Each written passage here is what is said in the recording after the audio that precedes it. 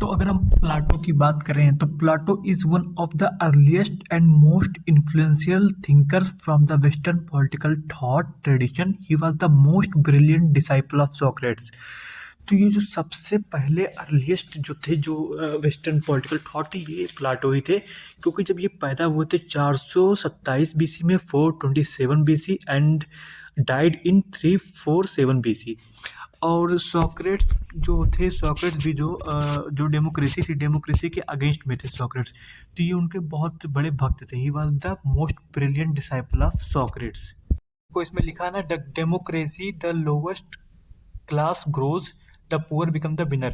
तो सिंपल सी बात इसमें से ये कह रहा है कि जो डेमोक्रेसी में जो लोअर क्लास के लोग होते हैं वो धीरे धीरे तरक्की करने लगते हैं। तरक्की करने के बाद वो रूल ब्रेक करते हैं और उनको जब मन करता है तब रूल ब्रेक करते हैं। तो डेमोक्रेसी के अगेंस्ट इसलिए थे, ये भी एक रीज़न था।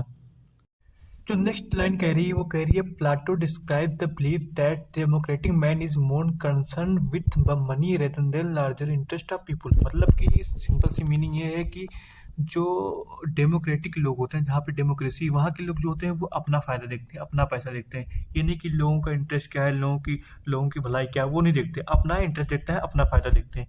तो एक ये भी रीज़न था जिसके अगेंस्ट है। तो अगली लाइन ये कह रही है ना, the state is ruled by fool people which do not know to rule a state and resulting vulnerability of state causes. मतलब कि जो स्टेट जो रूल करता है, जो गवर्न करता है, आज की पब्लिक जो डेमोक्रेसी में जो चुन लेती है, या लोकसभा राज्यसभा जो भी जो चुनकर जाते हैं लोकसभा राज्यसभा में, वो गंवार ही होते हैं। उनको पता ही नहीं होता है कि रूल कैसे करना है। ठीक है, रूल कैसे करना है, स्टेट को चलाना कैसे है। और उनके पास कोई मैनेजमेंट नहीं होता है, कोई स्ट्रेटजी नहीं होती है, जिसकी वजह से स्टेट जो है वो अंदर अंदर से कमज़ोर हो जाता है, अंदर से मजबूत नहीं रहता है। तो ये भी एक रीज़न था। ठीक है। एक पेलोपोनेशियन वार है जिसमें एथेंस और स्पार्टा के बीच लड़ाई हुई थी।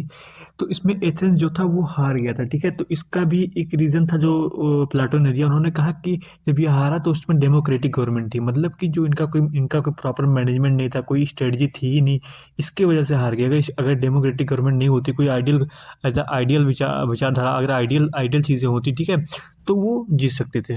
तो हम एज वी नो डैट कि हमें पता है कि जो प्लाटो थे वो बहुत बड़े भक्त थे सॉक्रेट्स के, क्योंकि सॉक्रेट्स भी बहुत अगेंस्ट रहते थे डेमोक्रेसी के। और वो बहुत ही वाइजेस्ट मैन थे। ठीक है, उस समय के, मतलब कि बहुत ज़्यादा उनके पास नॉलेज थी, बहुत ज़्यादा स्किल था। हाँ, किसी को जजमेंट देने का, किसी को डिसीजन लेने का, बहुत सेंसिबल डिसीजन लेने का, बहुत ज़्यादा ये वाइजेस्ट मैन थे उस टाइम के। लेकिन सॉक्रेट्स को मतलब जहर दे के मार दिया गया इस वजह से, क्योंकि उन्होंने उन पे इल्ज़ाम लगा हुआ था कि उन्होंने ग्रीक गॉड की डिसरिस्पेक्ट की है, और जो यूथ और सोसाइटी है उनको अपने फ़िलॉसफ़ी से, अपने जो नॉलेज है उससे उनको बरगला रहे हैं, उनको करप्ट कर रहे हैं। ठीक है? तो जब जो वो थे, क्या नाम है, प्लाटो थे, जब वो ये उन्होंने सोचा कि जो स्टेट है वो जब ऐसे इंसान को मार सकता है तो वो अच्छा नहीं हो सकता। ठीक है? वो डेमोक्रेटिक स्टेट अच्छा नहीं हो सकता। तो उन्होंने डेमोक्रेसी को हेट करना स्टार्ट कर दिया, और जो डेमोक्रेटिक स्टेट है उसको आइडियल स्टेट से रिप्लेस करना चाहते थे। ठीक है?